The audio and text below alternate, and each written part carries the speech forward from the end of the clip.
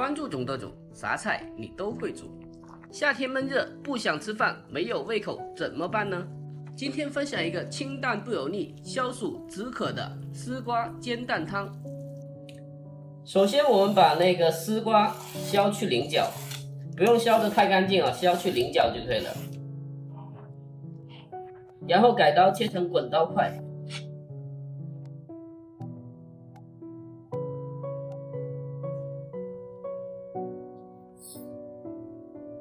取一个小碗，打入2个鸡蛋，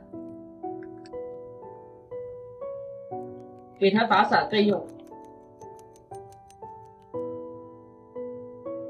下面我们起锅下油，油热后倒入鸡蛋，给它扒拉几下，然后煎至两面金黄。把它煎到金黄色后，加水，加开水啊。加开水的话，这样的话才会汤色变白。接着我们开大火，煮它大概10分钟。大火的目的也是为了汤色能够更好的变成奶白色。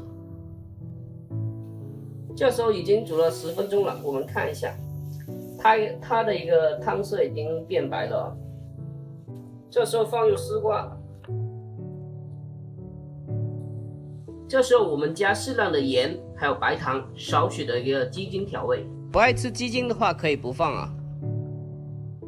调味了之后，我们再煮2-3分钟就完成了。大家看一下这个汤色，非常的浓白，夏天来上一碗，消暑止渴，而且清淡不油腻，非常的 very good。